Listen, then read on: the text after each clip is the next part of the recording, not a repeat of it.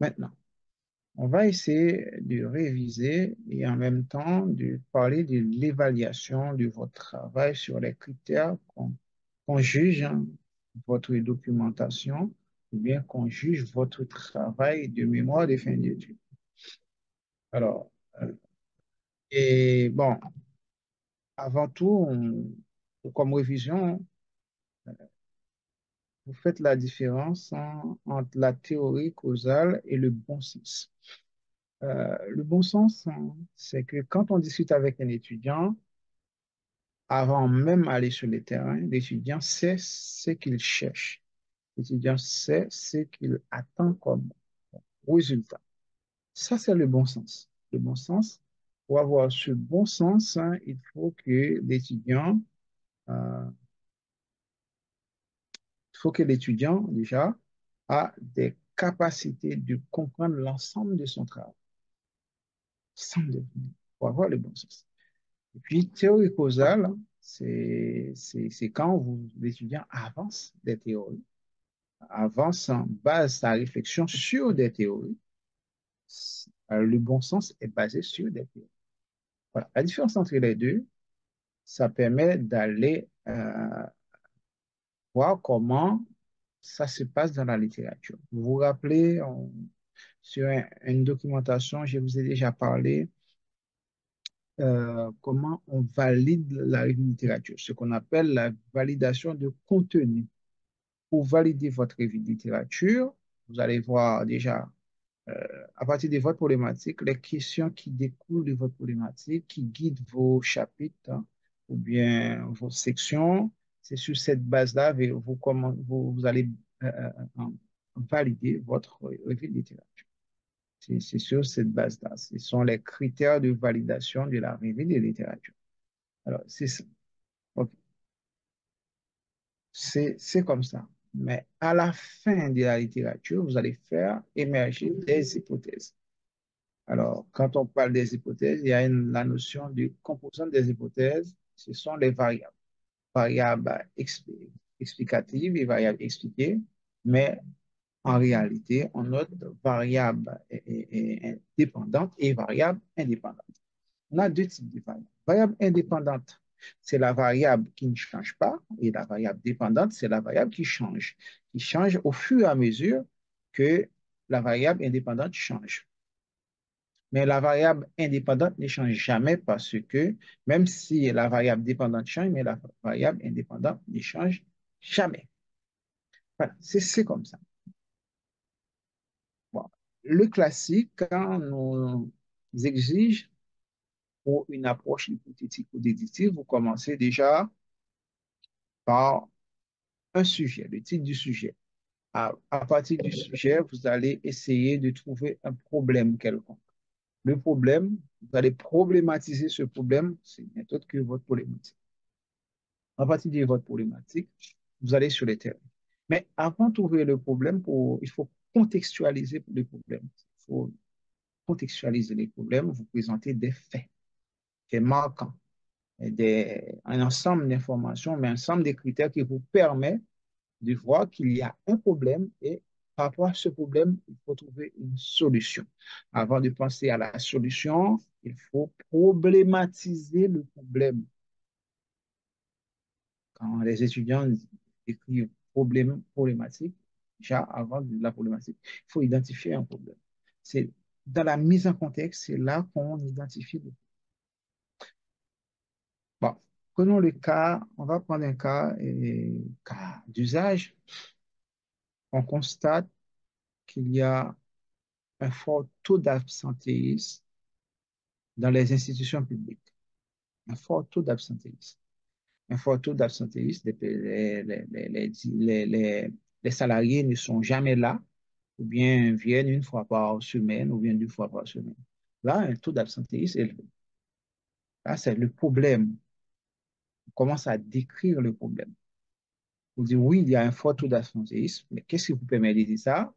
Ce que le nombre de congés les gens prennent, le nombre de fois que les gens sont absents, le nombre de fois les tâches n'ont pas été accomplies ou bien les missions n'ont pas été réalisées. Alors, c'est ça, c'est toutes ces informations-là permettent de contextualiser. Et après, il faut donner la date. C'est pas juste le nombre de fois, mais de telle date à telle date, la personne était absente, de telle date à telle date, la personne était soi-disant malade, etc.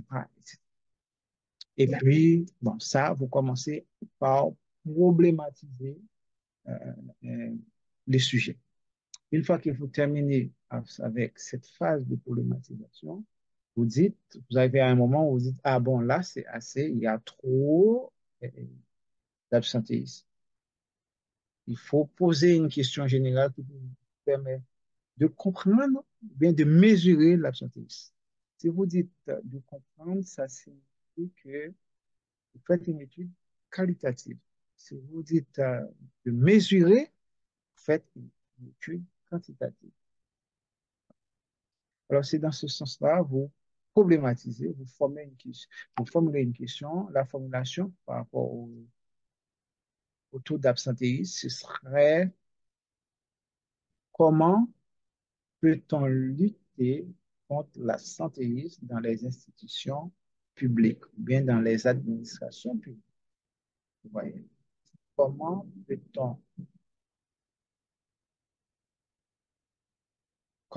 peut-on réduire ou bien supprimer, ou bien, bannir l'absentéisme dans les administrations publiques? Voilà, c'est ça. C'est dans ce sens-là.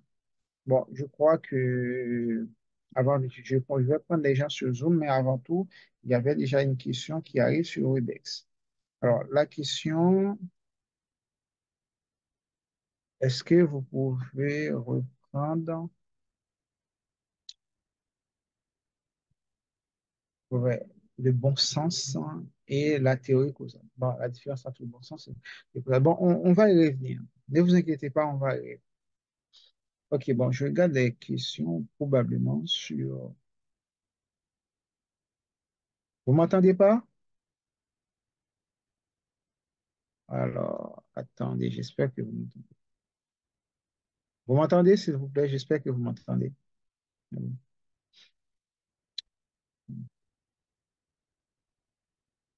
Hop.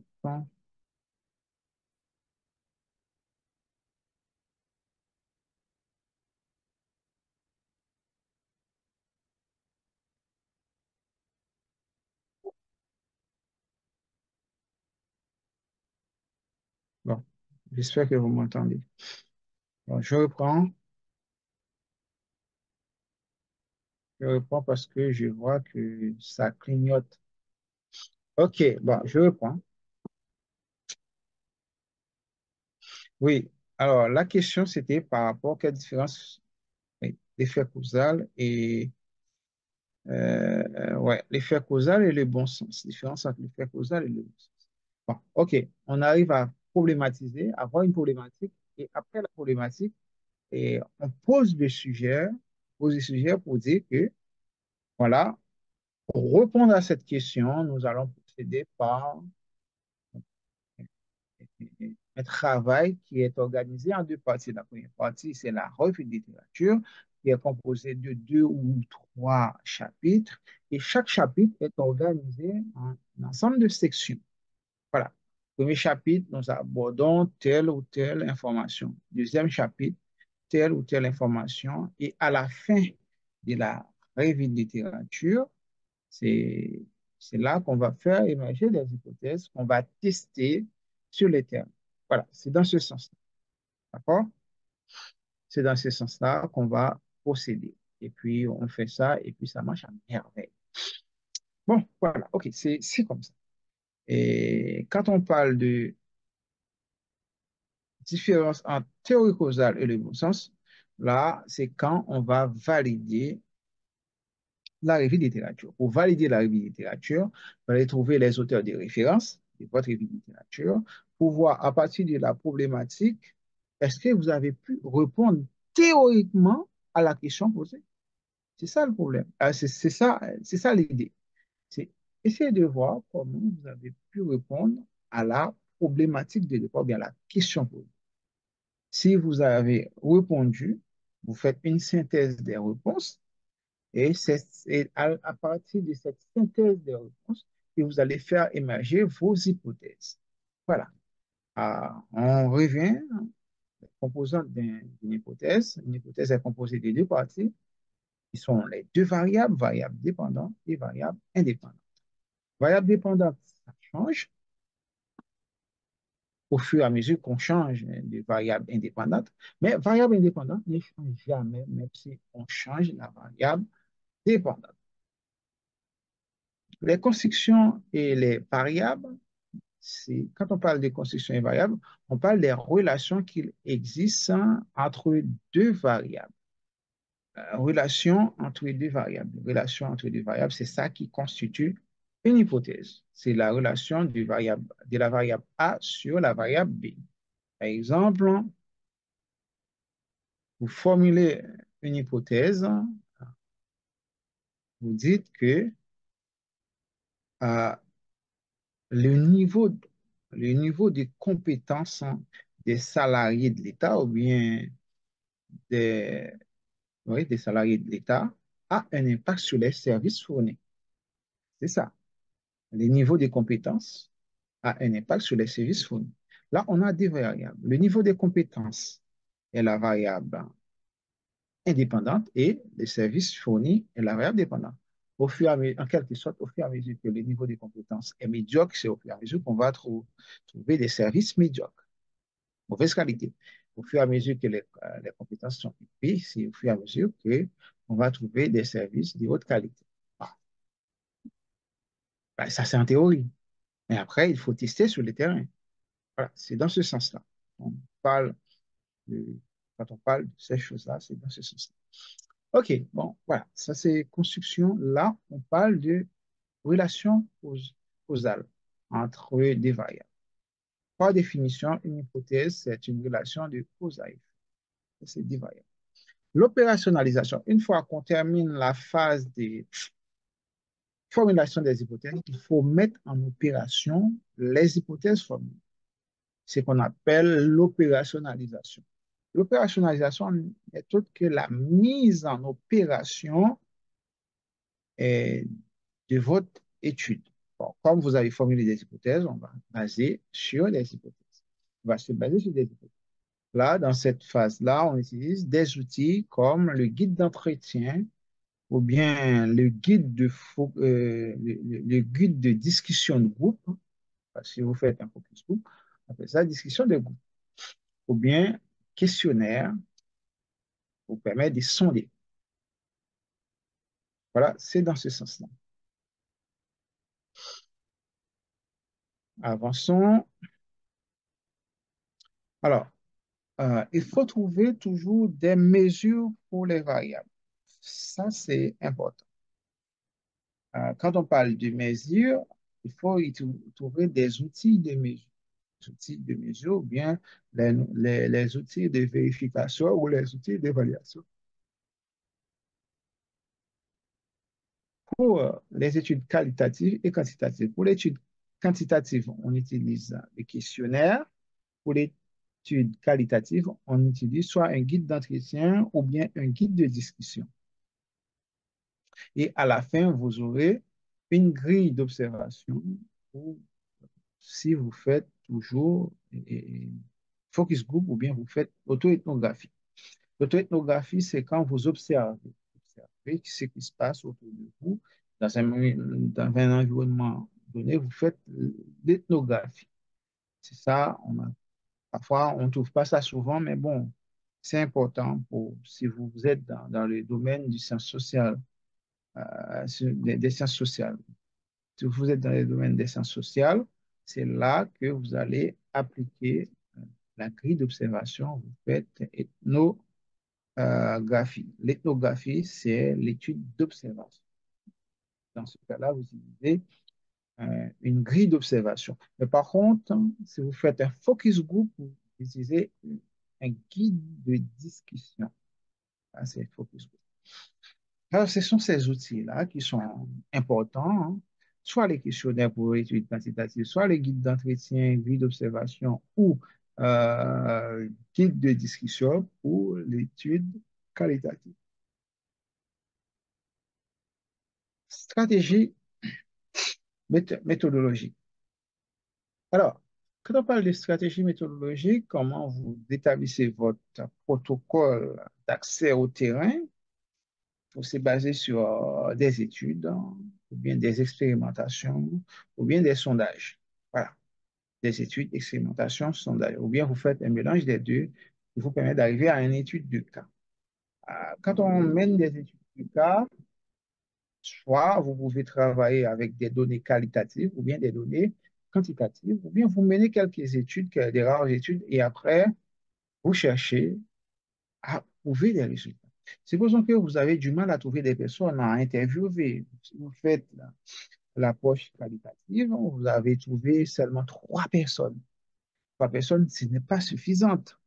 Mais vous pouvez utiliser ces trois personnes-là, essayer de voir dans la littérature ou bien dans des études ont été réalisées sur des services connexes ou bien sur des produits ou bien des champs connexes. Vous pouvez venir avec ces données-là et vous confrontez ces données avec vos données, avec vos trois enquêtes.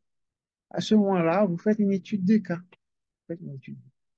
Alors, ça passe très bien, les études de cas. Voilà, les études de cas, ça passe très bien. Un peu d'eau. Voilà, éviter les erreurs courantes, déjà, des observations inexactes. Ça, on voit ça souvent, les étudiants ont déjà tête, schéma sur la présentation des résultats, sur les résultats attendus. Et c'est qui biaise parfois les résultats trouvés lors des études parce que les étudiants font parler des données dans leur sens, il n'y a aucune portée scientifique.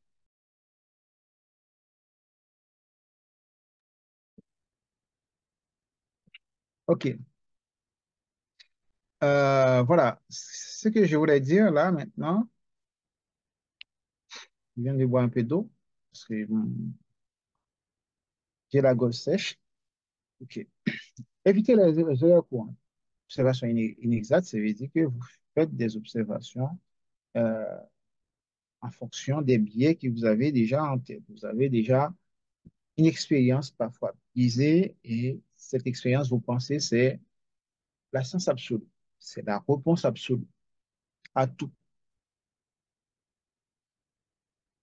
C'est quand vous observez quelque chose, il faut arriver à interpréter en fonction euh, des références techniques et scientifiques.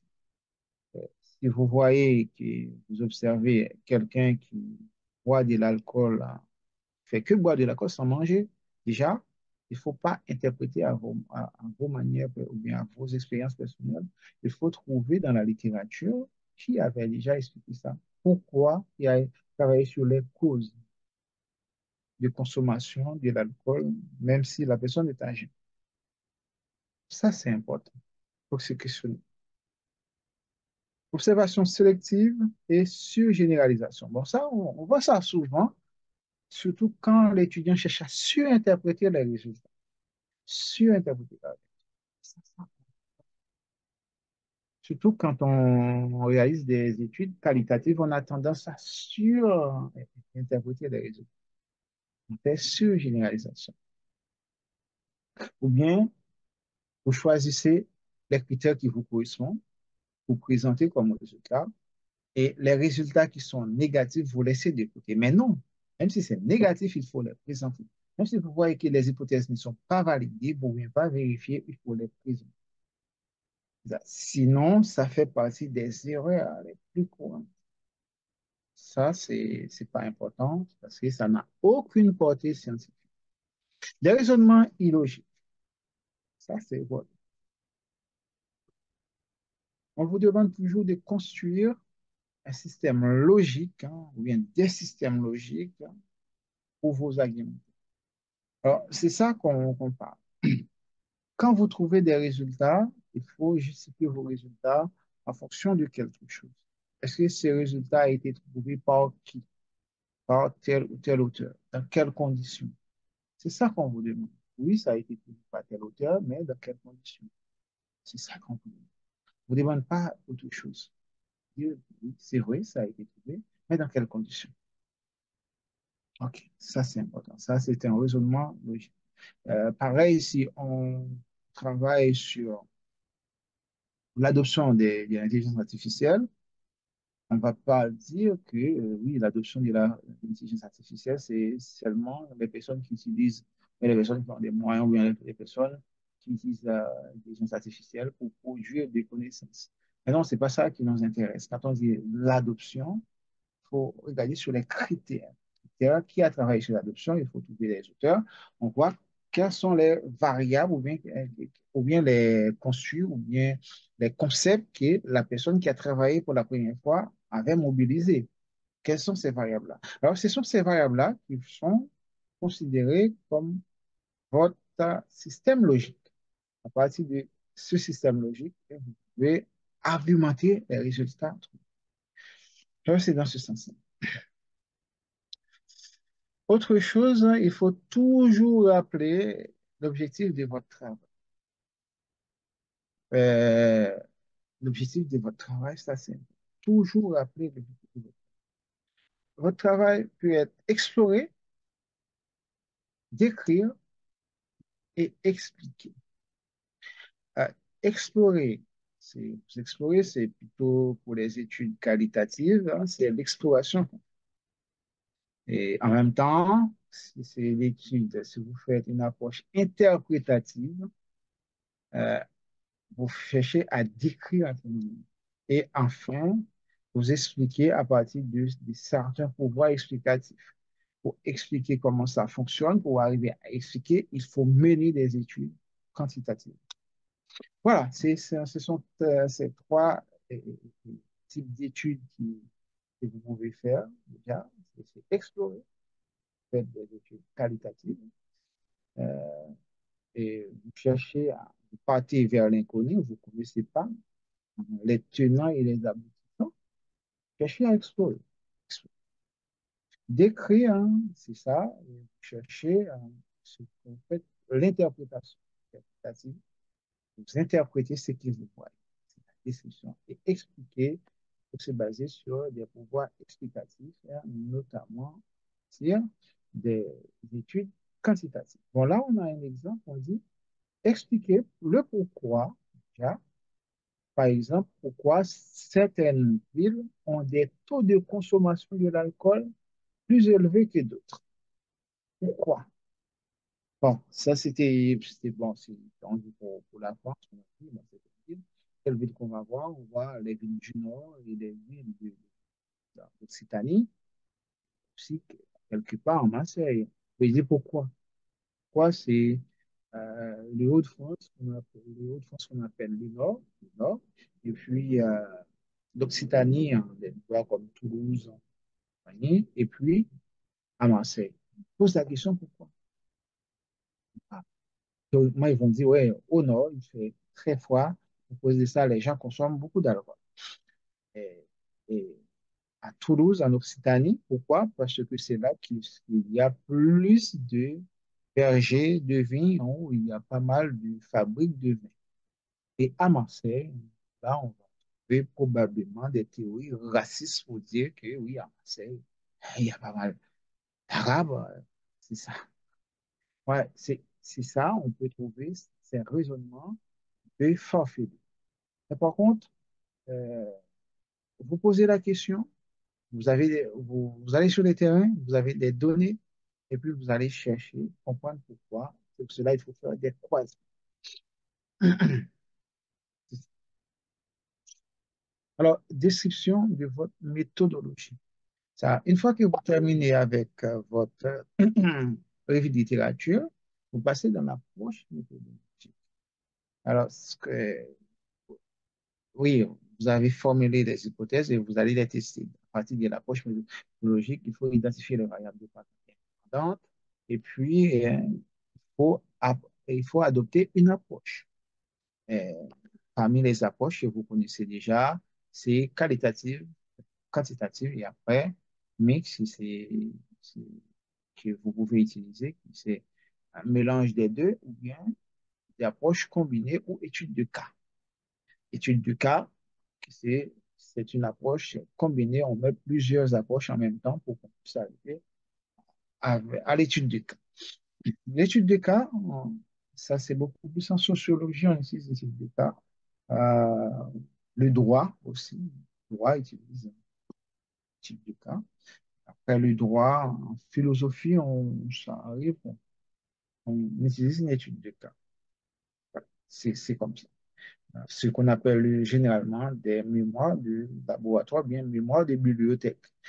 La personne qui rédige ce mémoire reste dans une bibliothèque et cherche trouver d'autres études qui ont déjà passé et les combiner ensemble pour chercher des liens pour expliquer un phénomène ou bien un problème rencontré.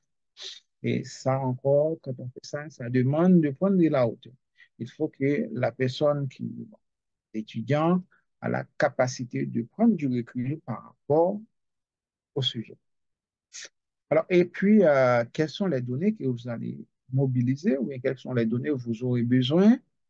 Ce sont des données soit nominales ou catégorielles, également métriques. Quand on dit nominal ou catégoriel, ce sont des données d'ordre qualitatif. Par exemple, couleur des cheveux, couleur de peau, couleur des yeux, c'est catégoriel. Moins cher, plus cher, exorbitant, ça c'est catégoriel. Très intéressant, plus intéressant, c'est catégoriel. Quand vous avez une liste à coucher, c'est catégoriel. Mais par contre, quand vous passez à des échelles numériques, sur une échelle de 1 à 10 ou bien de 0 à 10, là, c'est métrique. Métrique, quand on parle de métrique, ça permet d'avoir des chiffres. Les échelles de type Likert, pas du tout d'accord, pas d'accord, ni d'accord, ni pas d'accord, d'accord et tout à fait d'accord. Ça, ce sont des échelles métriques. Voilà. On aura des données, voici des échelles métriques. On a soit des données qui sont nominales, là on peut les nommer, les catégoriser, et puis des données métriques. Comment vous allez les collecter? Comment vous allez procéder pour collecter ces données-là, soit par sondage, là ce sont des données métriques, ou par des interviews ou observations qui ce sont des données d'ordre catégoriel. Alors après, comment vous allez les analyser? Pour analyser, soit vous faites une grille d'analyse. La grille d'analyse, c'est pour les études qualitatives. Il ne faut jamais oublier ça. Et le tableau Excel, ça passe très, très bien. Il vous permet d'avoir une exploration sur vos données. Des graphiques, des tableaux, ça. Et aussi des tris à plat et des tris croisés, etc. Voilà. Des tableaux, soit en tableau graphique. On vous demande, on vous suggère toujours de présenter vos résultats, soit sous forme graphique, soit sous forme tableau.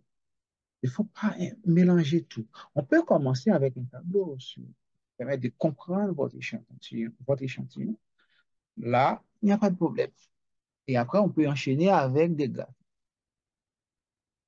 D'accord? Mais il ne faut pas trop abuser de mettre graphique, tableau, graphique. Voilà, c'est ça comme ça. On analyse, on présente les résultats, on analyse, on présente sous forme graphique ou sous forme tableau. On peut procéder par des tri à plat.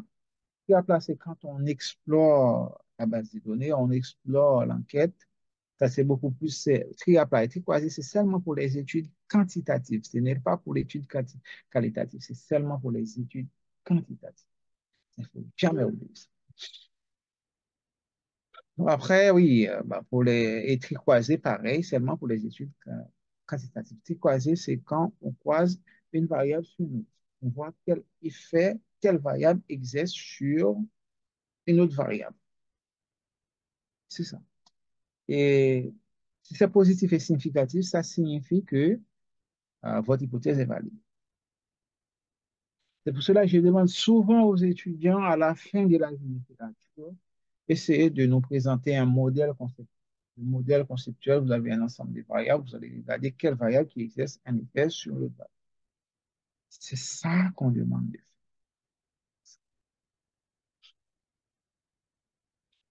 Alors, différence entre, ou bien les différentes variables et les relations entre les variables. Là, on a un exemple hein, de variables. Là, on est dans les variables sociologiques, hein, des variables sociologiques. On voit pour le genre, on parle de homme, femme comme attribut. Et pour la classe sociale, on parle de CSP, CSP+, salarié au revenu. On peut ajouter les prolétaires, les agriculteurs, etc. CSP, c'est catégorie socio-professionnelle. Les catégories. Dire, voilà, telle personne appartient à telle catégorie sociale. C'est catégorie sociale et professionnelle. CSP+, ce sont les gens qui ont un niveau de revenu supérieur par rapport à la moyenne, supérieur par rapport à la moyenne nationale. C'est pour ça que si vous êtes dans un pays, hein, le salaire moyen, bon, pas le salaire moyen, on a le salaire idéal, hein, le salaire idéal pour tout le monde. Les gens gagnent environ, on va dire, 1500 $ américains. 1500 $ américains pour quelqu'un qui commence dans la vie active, commence à travailler. Ou bien pour quelqu'un qui a de l'expérience, mais bon, qui n'a pas de diplôme, qui n'a ni diplôme, qui n'a ni connaissance, qui n'a pas été à l'école, en fait. Et cette personne-là commence à travailler à partir de 1500 $ américains. Mais par contre, hein, quand vous êtes débutant, vous commencez toujours à partir de ce salaire-là qu'on appelle salaire minimum. Ce salaire minimum qui permet au moins à la personne de payer son loyer, de payer, d'acheter à manger, peut-être faire au moins un cinéma, au moins un cinéma par mois. Ça c'est important. C'est ça qu'on appelle CSP. Voilà, tous les prolétaires font partie de CSP, de ce CSP. Après, il y a le CSP+. CSP+, ce sont des personnes qui gagnent plus que la moyenne. Bon, quand j'étais en Haïti, hein, là, on trouvait, c'était des personnes qui sont des professeurs, qui sont des professeurs à l'université aussi, des personnes qui travaillent à la banque, qui travaillent à la banque, hein. Et puis là-dedans, on peut trouver d'autres catégories encore plus avancées. Les personnes qui ont, voilà, déjà, toutes les personnes qui ont déjà un diplôme universitaire et qui travaillent sur sa profession.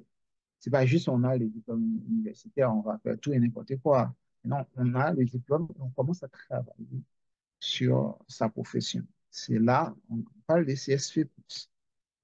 On va voir ces personnes-là, pensent souvent à voyager quand il y a des vacances pour aller passer des vacances ou bien aller visiter un autre pays.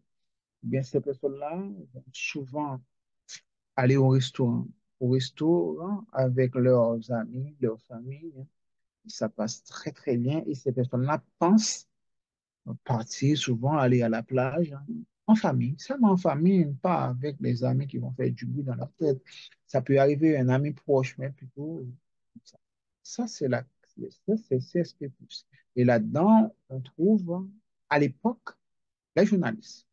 Les journalistes, parce que c'était des journalistes qui sont des diplômés. Voilà. C'est ça, CSP+.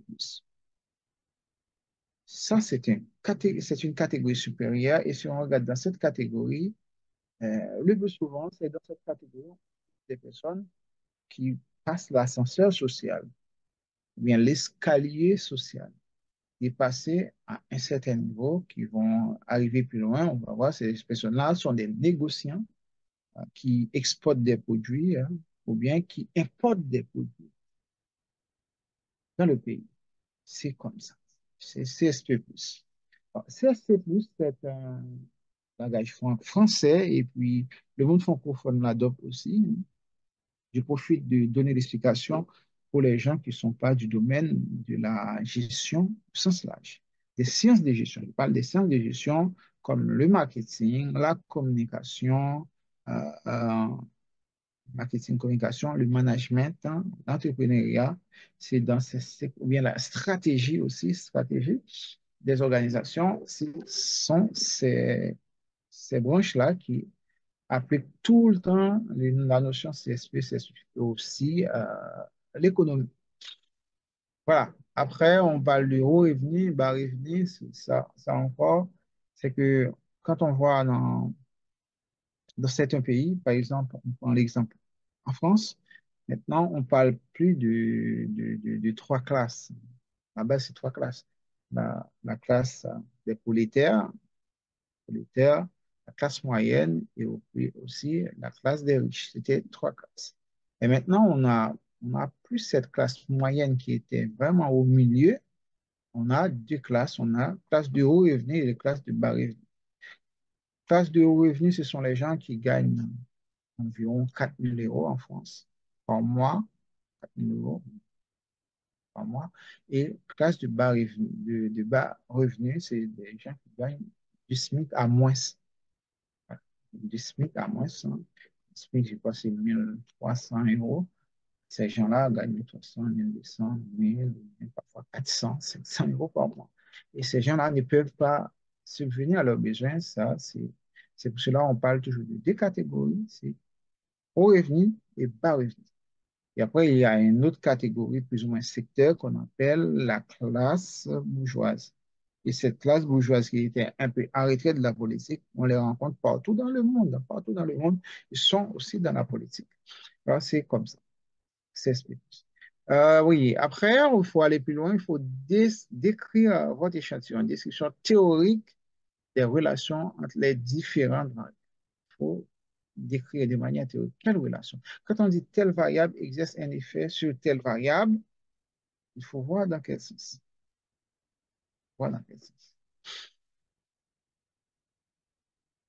Il faut voir dans quel sens telle variable exerce un effet sur telle variable. Il faut décrire. Pour bien décrire ces relations, il faut baser sur la théorie. Qu'est-ce que les auteurs ont déjà dit dans le passé? Alors, oui, la question pour les gens qui sont dans le Maghreb, pourquoi vous dites qu'il n'y a pas de classe sociale et pourtant vous avez noté classe sociale? Ah oui, oui, oui, d'abord, ne vous inquiétez pas, oui. Et ça vous donne une idée déjà sur la notion de classe sociale, hein. Donc, quand on parle de classe sociale, on va voir, on parle des salariés. Les salariés, c'est tout le monde, hein. Les salariés, c'est tout le monde. On va voir la classe des prolétaires. Avant, on a ajouté les ouvriers du bâtiment. Les ouvriers du bâtiment, les prolétaires. Ça, c'est la classe des bas revenus. On, on va dire c'est la classe de base. Le premier niveau dans la société. Et après, il y a eu la classe moyenne. La classe moyenne, hein, et c'est cette classe-là qui a assuré la stabilité dans tous les pays du monde. C'est toujours la classe moyenne qui est le pourvoyeur de l'emploi. C'est cette classe-là qui forme les gens qui font partie de l'élite intellectuelle. Et puis, hein, maintenant, on a une autre classe qui s'appelle la première classe, hein, la classe la classe aisée. Maintenant, on remplace par haut et c'est ça. C'est ça. Mais peut-être dans votre pays, si vous êtes au Maroc, peut-être il y a toujours euh, ces genres de séparation entre les différentes classes. Et quand on parle des différentes classes, on peut même arriver dans ce qu'on appelle les différentes castes. Et dont en Inde, qu'on appelle la caste, euh, les castes des intouchables. Les intouchables, ce sont les personnes qu'on ne touche pas. Pourquoi on ne touche pas ces personnes-là? Selon l'histoire, ce sont des personnes que la société utilisait depuis la nuit des temps. Bah, c'était une pratique esclavagiste, hein. Ces gens-là, sont eux qui nettoient les toilettes. Ça reste comme ça. C'est pour cela qu'on dit intouchable, c'est pas juste un mot. C'est juste des personnes, jamais quelqu'un va toucher ces personnes. Jamais. Pour cela, on les appelle les intouchables. Casse des intouchables. Alors, c'est ça. Et puis, dans le monde capitaliste, hein, c'est là qu'on voit vraiment les disparités entre les différentes classes d'une société avec la sociale. Et maintenant, c'est la guerre entre les classes. C'est ça. OK, la description théorique et les relations entre les... J'espère que j'ai répondu à votre question, ou bien votre interrogation, ou bien votre commentaire. Alors, la description théorique, hein, des relations causales. Quand on parle des relations entre les différentes variables, pour décrire cette relation ou ces relations, Il faut se baser sur la théorie. C'est à partir de la théorie, qu'est-ce que tel auteur avait dit? Pour dire que, pour dire que l'utilisation des technologies d'e-learning permet d'améliorer euh, le niveau de compétences des apprenants. Alors là encore, sur quoi êtes-vous basé pour avancer une idée pareille? Sur la personne ou bien sur l'auteur que vous avez cité dans la littérature, c'est cet auteur-là que vous allez utiliser pour faire la description théorique. Bon, ça, on a déjà fait, on ne va pas revenir. On a identifié des variables, variables dépendantes et indépendantes. Des types de variables qui sont importantes. Alors, on a une question dans le cas d'une recherche sur les chats, dans le cas d'une recherche d'exploration, est-ce que c'est nécessaire d'avoir cette recherche de revue de littérature? Merci. Eh ben, bon, oui, mais on a bien dit, étude exploratoire. Étude exploratoire, ça permet d'explorer. Alors, avant de faire l'exploration, bon, je crois que cette question, c'était par rapport à ici, oui, oui, c'était ça. Hop, quand on a parlé de l'exploration,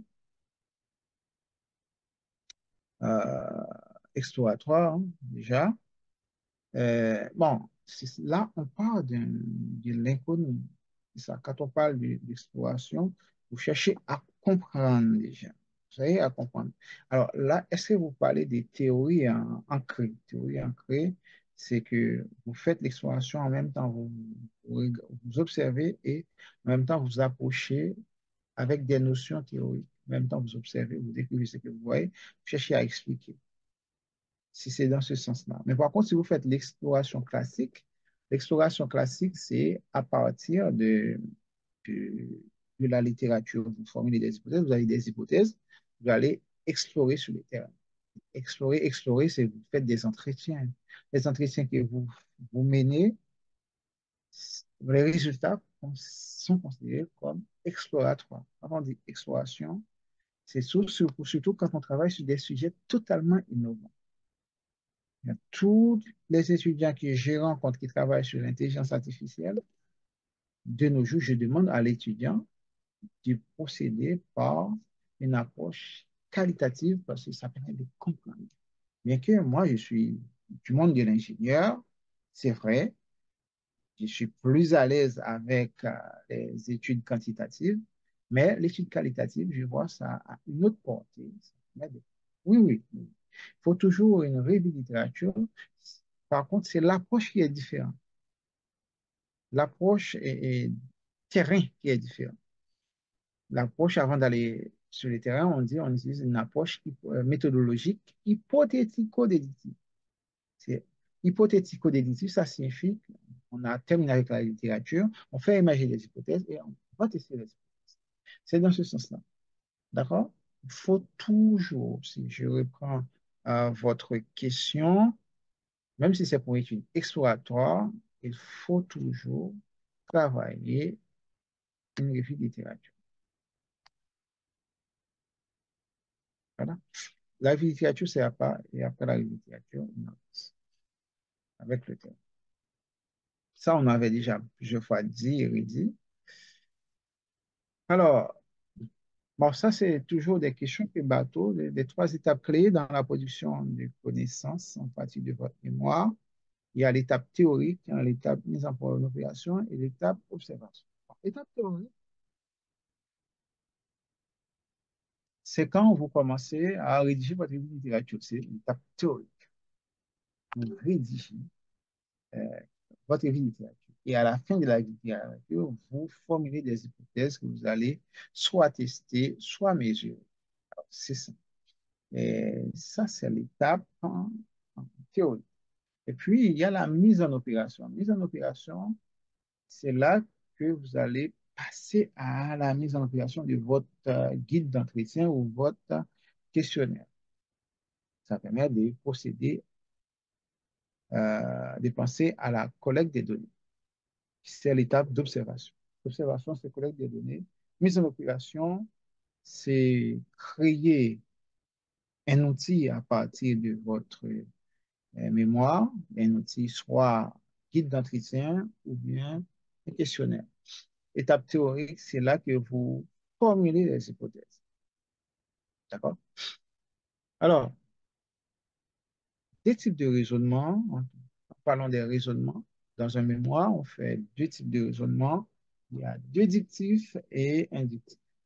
Inductif, c'est pour les personnes qui sont très compétentes ou bien des personnes qui sont plutôt en chimie, biochimie, biologie, qui réalisent des tests et sur des produits qui n'ont aucune connaissance. C'est à la fin des tests et c'est à la fin des tests, il y aura des résultats. Ce sont les résultats qu'on va, à partir des résultats, c'est à ce moment-là qu'on va faire appel à la littérature. Donc, là, c'est l'approche s'appelle inductif. C'est beaucoup, on utilise beaucoup plus en chimie, en biochimie, en biologie, on utilise beaucoup plus cette approche. Ça passe, ça passe bien. L'approche déductive, ça, généralement, c'est hypothético-déductive, on dit. Hypothético-déductive. Pourquoi on dit que c'est une approche méthodologique hypothético-déductive? Parce qu'on se base sur les hypothèses pour déduire au final, pour faire la déduction au final. C'est ça. Ce sont ces deux raisonnements. Alors, raisonnement que je vous conseille, c'est plutôt raisonnement déductif, c'est-à-dire l'approche déductive. On dit que cette recherche commence par une revue de littérature basée sur des articles d'intérêt qui ont déjà écrit sur le sujet. Et puis, à partir de la revue de littérature, les chercheurs tirent des hypothèses sur les relations entre les variables d'intérêt. Et puis, la collecte des données à partir des hypothèses tirées par les chercheurs. C'est comme ça. Commencer par revue de littérature, hypothèse, et puis la collecte des données.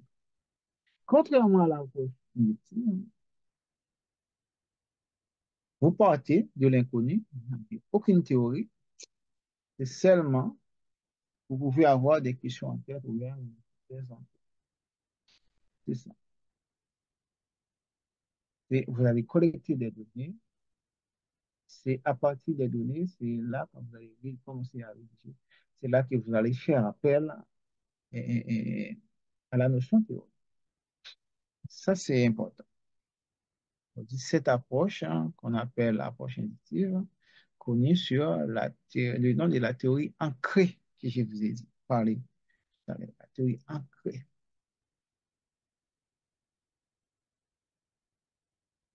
Bon, ça, c'est le résumé. Bon, je ne vais pas passer du temps, mon temps dessus parce que vous connaissez très bien comment ça fonctionne. L'approche inductive, on a un exemple, c'est problématique de recherche. Quelles sont les implications du chlordécone sur les terres agricoles aux Antilles? C'est qui on parle des chlordécone, c'est le pesticide chimique qui a détruit les terres en Guyane, en Guadeloupe et Martinique. Quand on pose la question, quelles sont? Quelles sont, c'est plutôt l'approche inductive. Et l'approche déductive, c'est quel effet le chlordécone a-t-il sur la toxicité des terres agricoles dans les Antilles, Martinique, Guadeloupe? Ça change tout. Ça change tout. On parle quand on commence par quelles sont les applications, là, on va voir directement sur le terrain. On va voir chlordécone sur le terrain, on va sur les implications. Est-ce que les gens qui consomment des bananes sont malades? Est-ce que les bananes qui ont été produites à partir du chlordécone, est-ce que ces bananes-là présentent un taux de toxicité, etc. Vous allez analyser. C'est après, une fois terminé, c'est à ce moment-là, vous allez vous rapprocher à partir de la théorie. Ouais. Bon, on a un certain nombre d'hypothèses. Vous pouvez formuler, par exemple, le chlordécone dans les Antilles, Martinique, Guadeloupe, elle n'est pas négative sur la toxicité. Voilà, en termes d'effet. Alors, les hypothèses de recherche, on a plusieurs. Bon, on ne va pas aller plus loin, mais ce qui est intéressant de faire quand vous formulez des hypothèses, c'est de présenter les dimensions des hypothèses. Euh, oui, ok. C'est quoi une dimension? Les dimensions. Quand on parle des dimensions, c'est noté aspect connexe. Évidemment, ce sont des synonymes. Ce sont des synonymes, hein, ou bien une explication supplémentaire. Par exemple, on a intelligence à la dimension de la performance scolaire. Intelligence. Intelligence pour un enfant, c'est sa performance scolaire. On va se baser sur sa performance. Surtout dans les pays francophones, on va beaucoup plus avoir du crédit pour les gens qui ont toujours d'excellentes notes à l'université. Les personnes qui ont un haut niveau de diplôme. C'est ça. Alors, quand on dit la dimension pour la, et la performance scolaire, on va voir la créativité de l'étudiant aussi, les notes, déjà pour voir la performance scolaire, les notes. Et puis, après les notes, on peut baser sur d'autres réflexions pour mesurer la performance scolaire de l'étudiant. Ça aussi. Ok. Voilà, on a plusieurs exemples. On a l'intelligence une dimension, qui a la dimension de la performance scolaire et la créativité qui a la dimension de la diversité des projets dans une entreprise et l'adaptation au changement qui a la dimension de la variété. C'est ça. La cause, c'est affecter négativement ou positivement. C'est comme ça pour formuler une hypothèse. Il faut trouver les dimensions et donner une explication à l'hypothèse. Et après, la cause, ça peut être négative ou positive. Voilà. Comment on formule une hypothèse? On dit telle variable entraîne telle variable. Là, on a l'exemple, la variable A entraîne la variable. Entraîne la variable. Il y a une relation entre les deux variables. D'accord? C'est quoi une variable, hein? Bon, variable, hein, c'est le paramètre qui varie. Paramètre qui varie. Ou bien le paramètre qui fait varier aussi. Paramètre qui varie, paramètre qui fait. D'accord? On a des exemples, et puis bon, on ne va pas aller trop loin. Par exemple, on a l'âge des acheteurs inférieur ou supérieur à 18 ans, nombre de cours suivis par les étudiants, c'est de 0 cours, 2, 5, 6, etc. C'est en fonction d'un certain nombre de cours existants. Ça, c'est ça qui vous permet de comprendre, hein, ce qu'on appelle une variable. Voilà. Là, on a des exemples, on ne va pas passer notre temps parce qu'on a déjà vu. Variable de contrôle, hein, et variable, hein, indépendante, variable dépendante, on a cet exemple-là que vous allez consulter, vous donne une idée. C'est pas le but. Et après, une fois que vous terminez de formuler vos hypothèses, vous faites un tableau et vous allez ajouter variable dépendante, variable indépendante. Or, ce sont ces exemples-là qu'on vient de repérer ici. Là encore, pour vous rappeler, hein, toujours l'importance des variables dépendantes et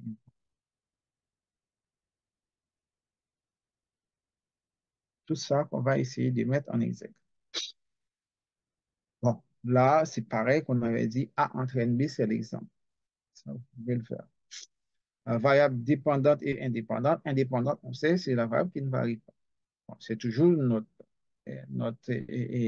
à partir de notre problématique, chlordécone, les effets des chlordécone dans les Antilles, Martinique, Guadeloupe.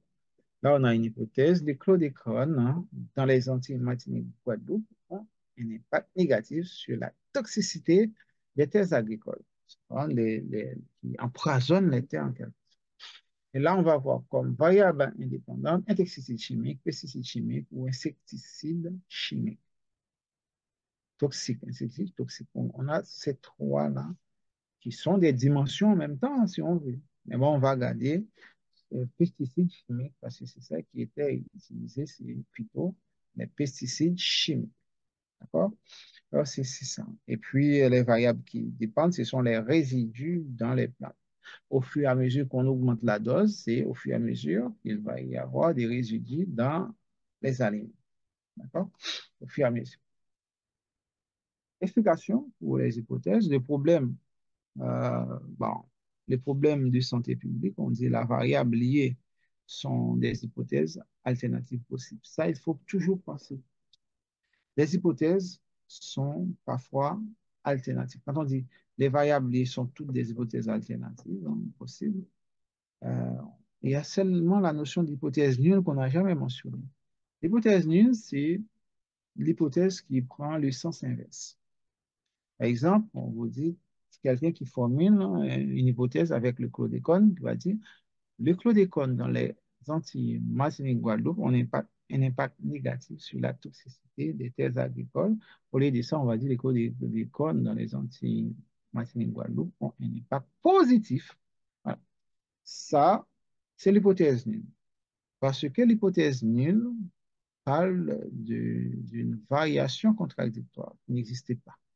Variation opposée. C'est ça. On fait ça, c'est quand on mène une étude quantitative, on parle d'hypothèse nulle. Une hypothèse nulle est à rejeter.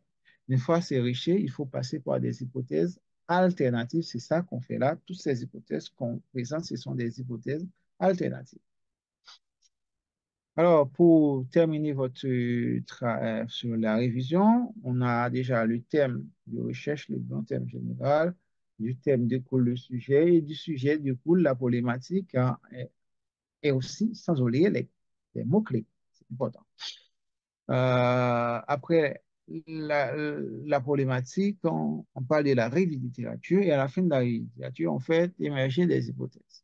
Les éléments d'une hypothèse, on parle de la construction des hypothèses, de formulation des hypothèses, des variables, variables dépendantes, indépendantes, contrôle ou alternatives, et les effets, ce sont des effets causaux ou des relations causales.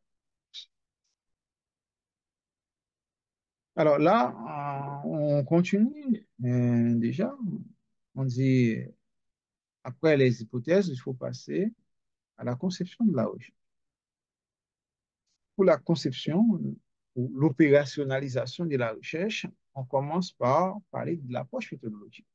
Est-ce que c'est quantitatif, est-ce que c'est qualitatif, est-ce que c'est mix ou bien combiné qu'on appelle étude des cas.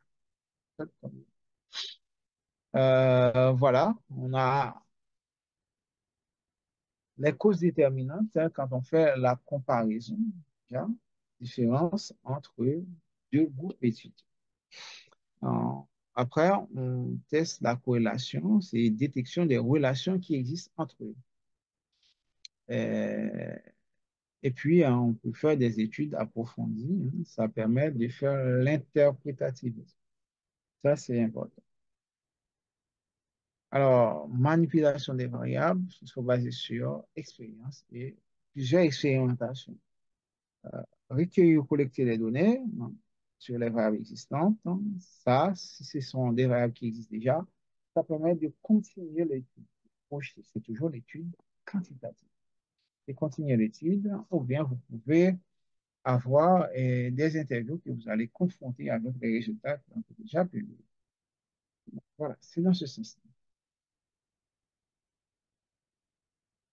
Les modes de collecte de données, hein, déjà, il y a déjà pour les études quantitatives, hein, déjà, par rapport à ça, on a des auteurs qui, des références qu'on peut citer, font des choses qui sont exceptionnelles, qui nous montrent déjà comment on interprète ces résultats. Et puis, l'approche qualitative, c'est toujours sur le terrain. Vous pouvez observer et puis vous pouvez faire la description de ce que vous voyez. Il y a deux auteurs qui ont écrit sur l'approche qualitative, c'est Goffman et Barley.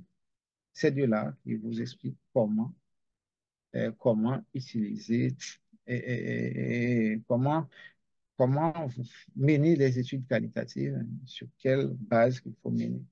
Ça, c'est important. Alors, analyse longitudinale, ça, c'est pour les personnes qui font la méthode quantitative. Euh, Ça, il faut identifier les causes, les effets, les tendances, etc. Sources, les différentes sources, c'est important. Primaire, secondaire, et puis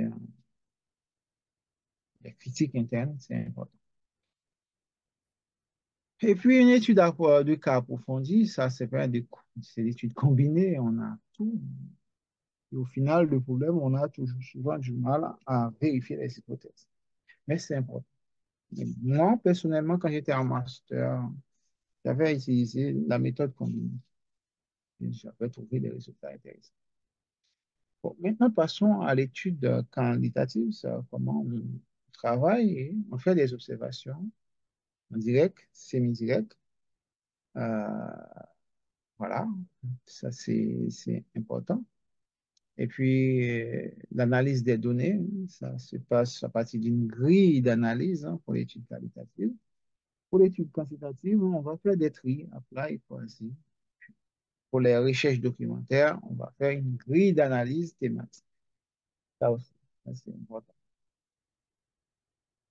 Pour les interviews, qu'est-ce qu'on fait comme exploitation des résultats? C'est analyse thématique, hein, et puis sémantique et narrative, et de faire un peu de l'herméneutique.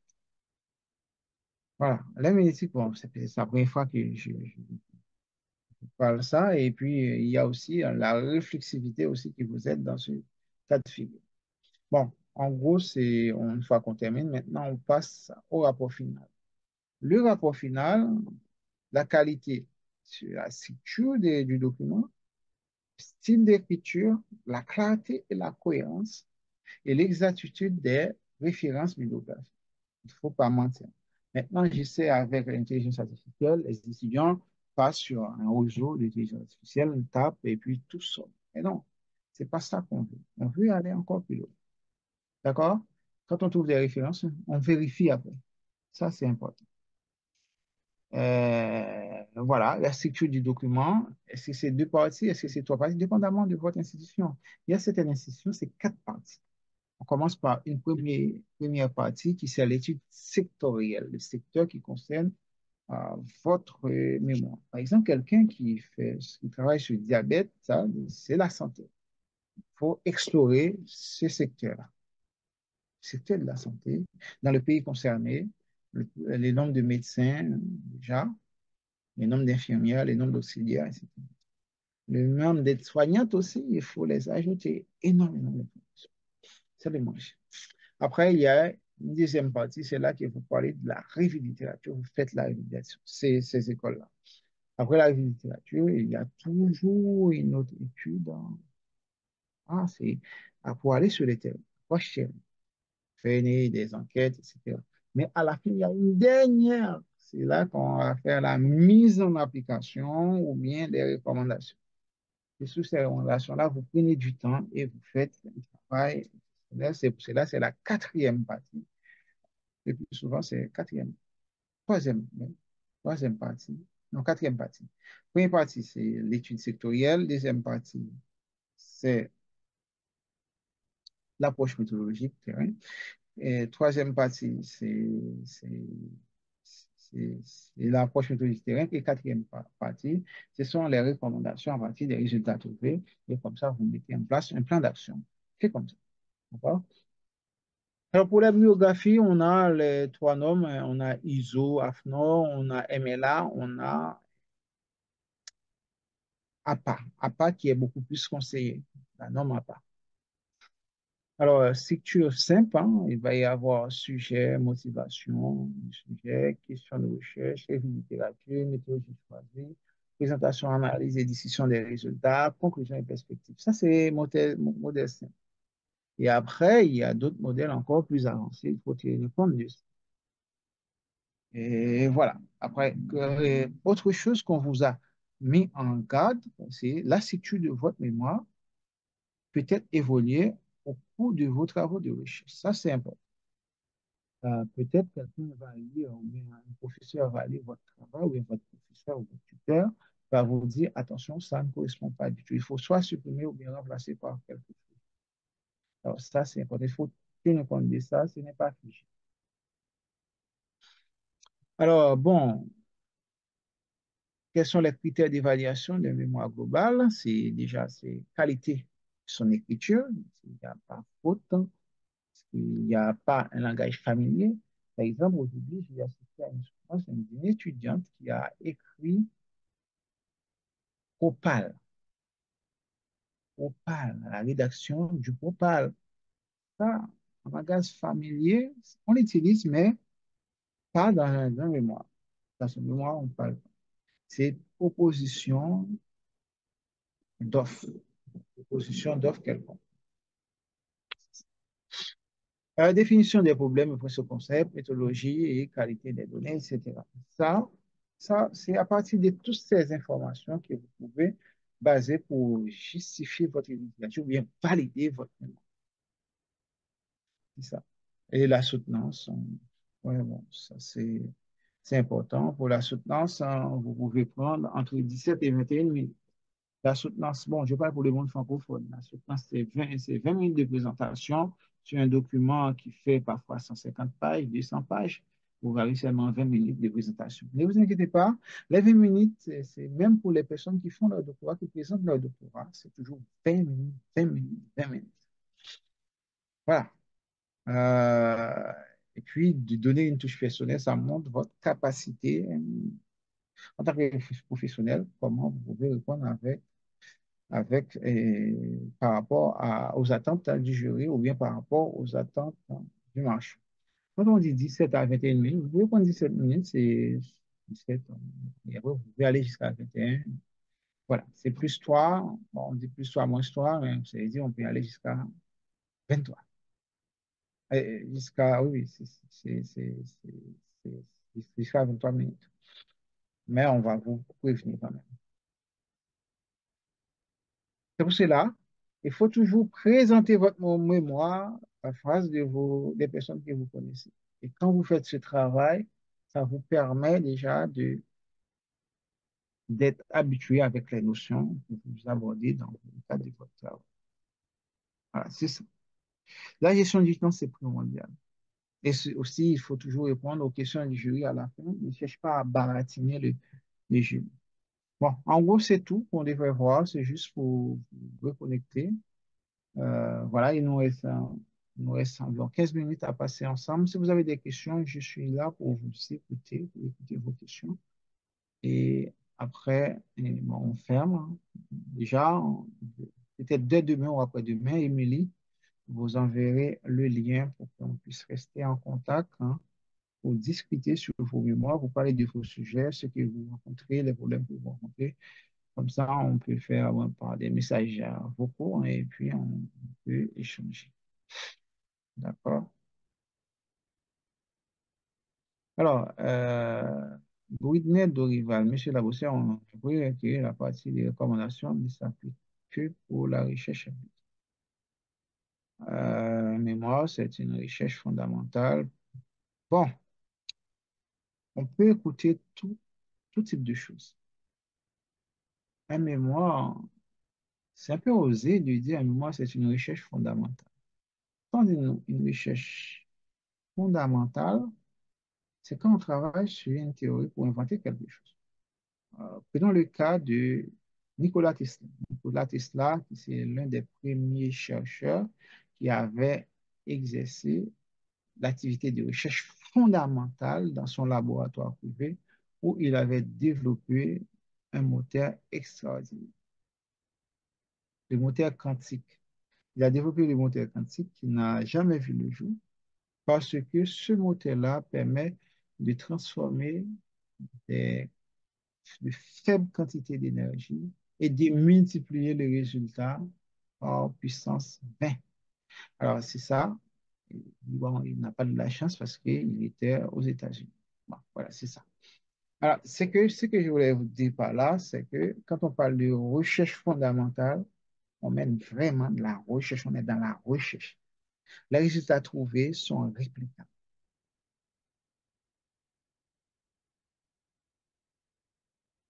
D'accord? Mais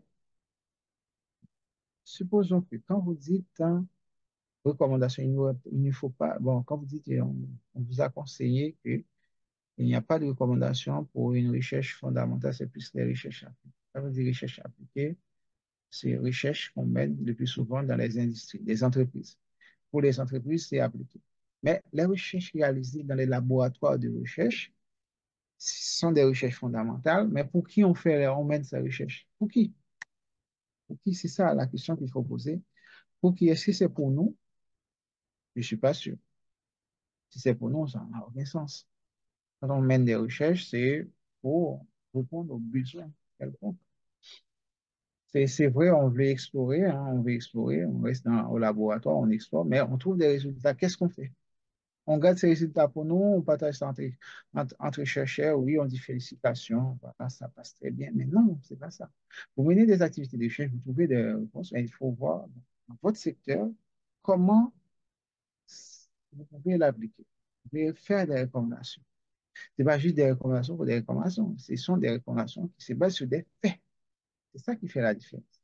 Alors, moi, je suis pas pour, déjà, pas pour cette logique. Dire parce que c'était une recherche fondamentale, on va pas amener on va pas présenter des recommandations. Non, non. C'est seulement ça qui représente votre valeur ajoutée. Ce sont les recommandations. C'est votre valeur ajoutée. Le reste, c'est du pipeau. Il faut faire des recommandations. Vous trouvez des résultats, qu'est-ce qu'il faut faire? Supposons que qu'on vous embauche, hein, on vous donne un travail dans une entreprise sur le sujet que vous avez travaillé. Comment vous allez aider cette entreprise à progresser?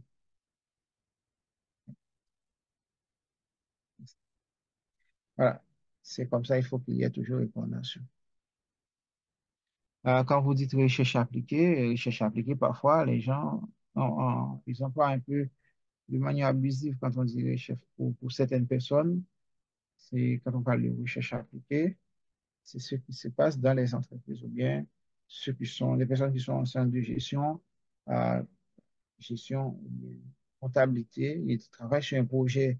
Pour eux, le projet n'est autre qu'une recherche appliquée. Non, c'est pas ça, la recherche appliquée. Vous pouvez dire à la personne ou bien le professeur qui a dit ça que c'est une grosse erreur de laisser de côté les résultats de la recherche fondamentale, comme vous l'avez mentionné, pour passer à autre chose. Ça n'a aucun sens. D'accord? Et OK, bon, je crois que j'ai fait le tour. Est-ce qu'il y a une autre question? En quelque sorte, vous utilisez toujours, pour même si vous faites une recherche fondamentale. Après, un mémoire reste toujours un mémoire. Mémoire, un mémoire de fin d'études reste toujours un mémoire de fin d'études. C'est un travail d'étudiant, et puis pour tout travail d'étudiant, ce n'est jamais parfait. Il y a toujours quelque chose.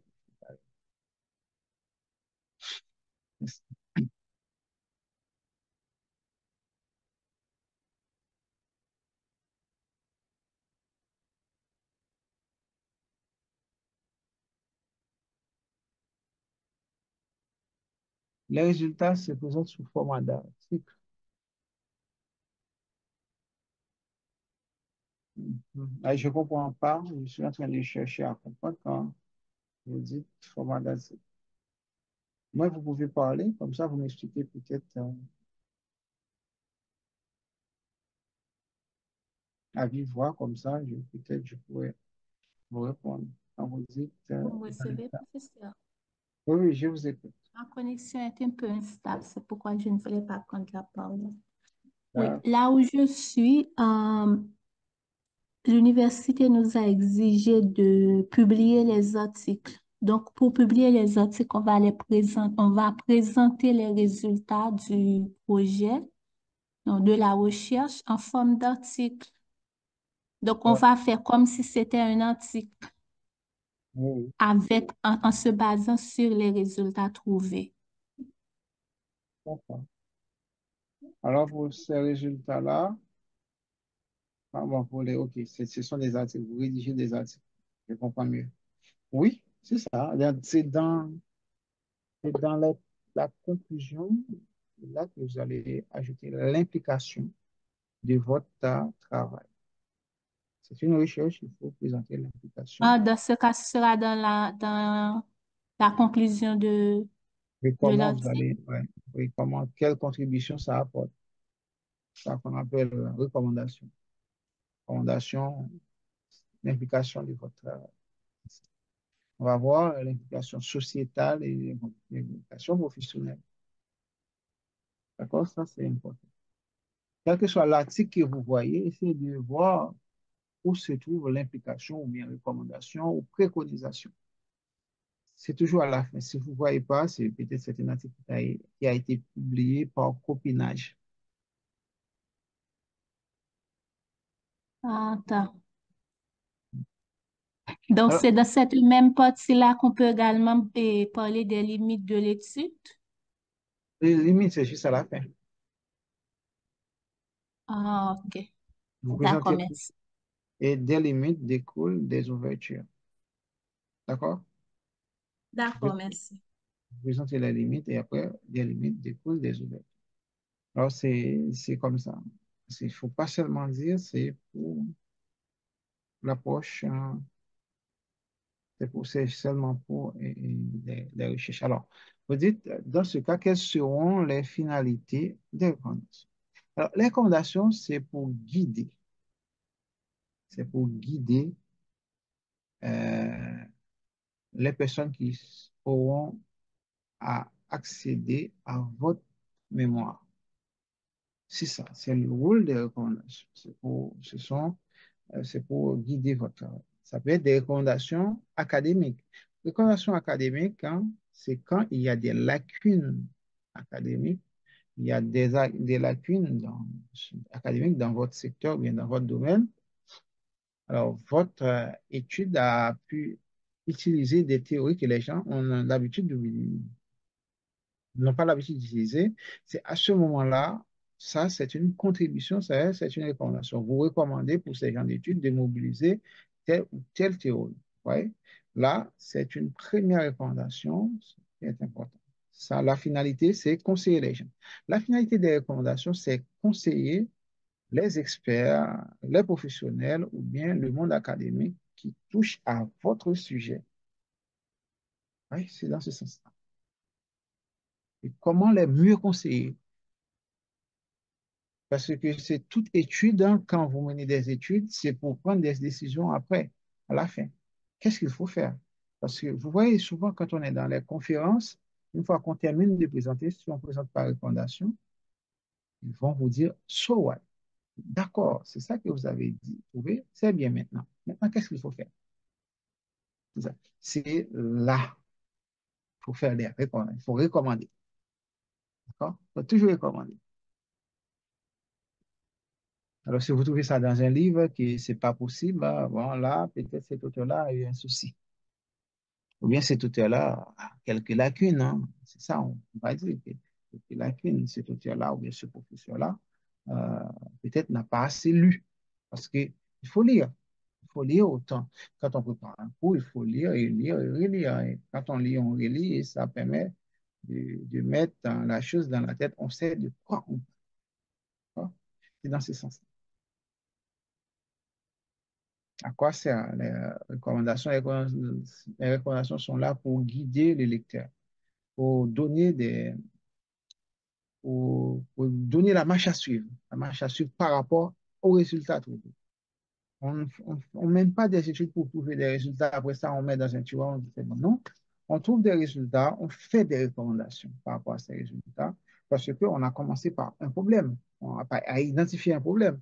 On trouve la solution à ce problème-là et par rapport à cette solution qu'on a trouvée, on recommande ce qu'il faut faire pour qu'on puisse jamais tomber dans ces travers ou bien jamais faire face à ces problèmes. C'est dans ce sens-là. J'espère que vous me comprenez et puis bon, vous verrez, et puis au fur et à mesure, quand on va discuter sur la plateforme, je vous enverrai quelques articles pour vous permettre, qui vous permettraient d'aller plus loin.